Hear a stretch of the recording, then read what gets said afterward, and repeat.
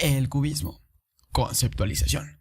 Nace en Francia y abarca los años 1907 a 1914, aunque en realidad algunos consideran que finalizaría hasta 1917.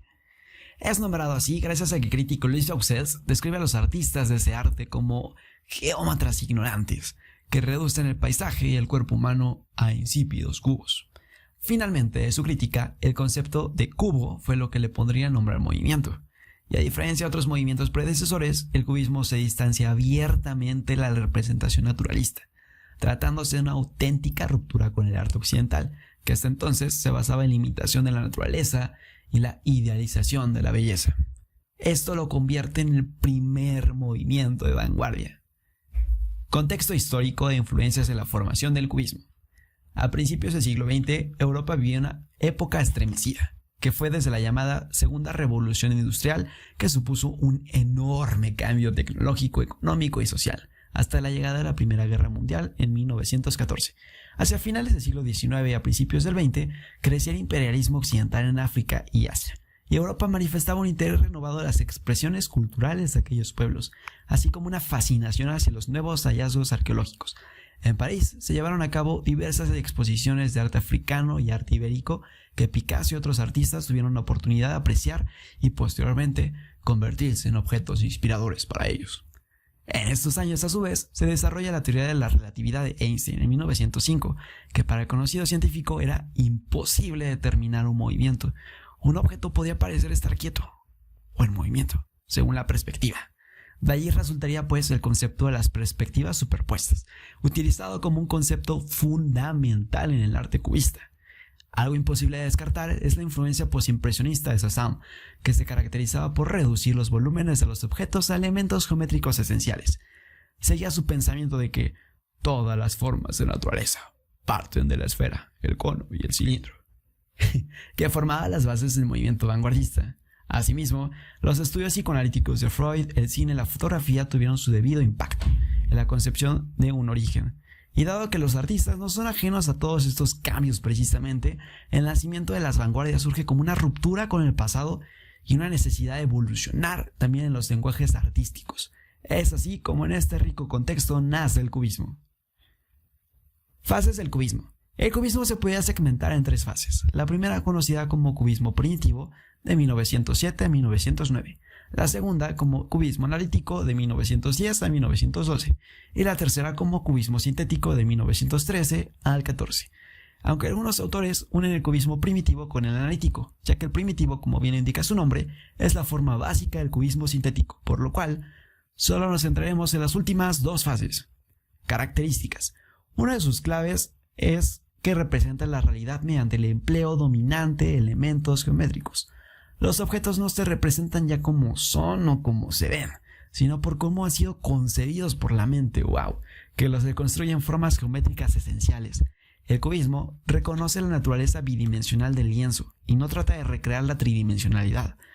Para entender lo anterior, podríamos imaginar sus obras como si se desmontara una caja de cartón y le pasáramos un cúter por todos sus extremos, dejándola completamente abierta en una superficie plana, mostrando todas sus caras a la vez, de manera entrelazada. Características del cubismo analítico.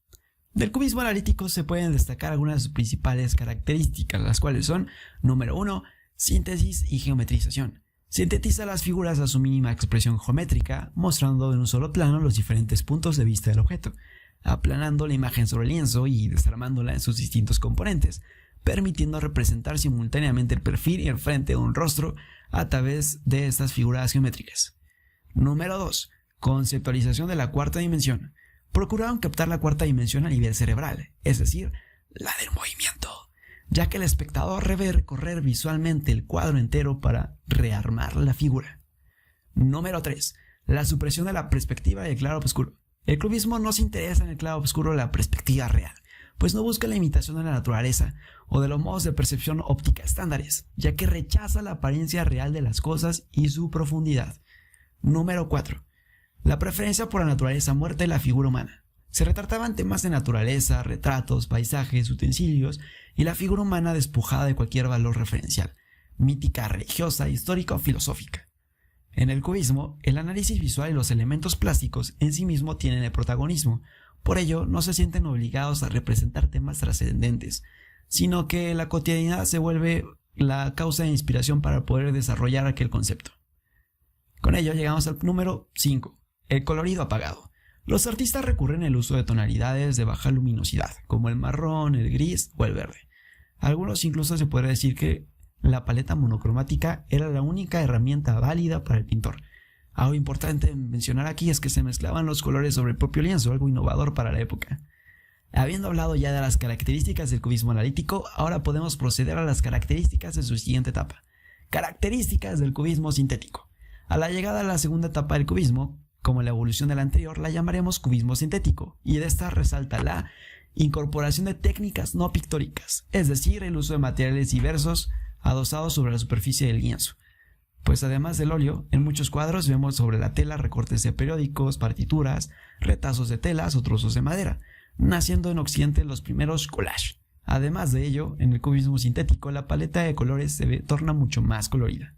Sin embargo, la diferencia clave en esta etapa es que en lugar de desarmar minuciosamente la figura para ordenarla de perspectivas múltiples, ahora solo se descompone desde sus partes más representativas. Ahora bien, toca el turno de hablar sobre los principales artistas representantes de este movimiento, entre los cuales muchos que hubo, que les estaré comentando en un instante en este cuadro de imagen. Los que destacan principalmente fueron Pablo Picasso, George Braque y Juan Gris. Y como conclusiones y lenguaje intelectual, podemos decir que el cubismo es pues un lenguaje pictórico con una fuerte carga intelectual y racional, que replantea las formas, el volumen y el espacio y la perspectiva, dotando a las obras de un carácter psicológico, en que el espectador reconstruye la imagen en su mente para poder comprenderla en su totalidad. Los colores utilizados en este arte mental también están dotados de este componente psicológico, ya que, como lo hablábamos, están llenos de azules, ocres, marrones, grises y verdes, pigmentos asociados al raciocinio, según el psicoanálisis clásico.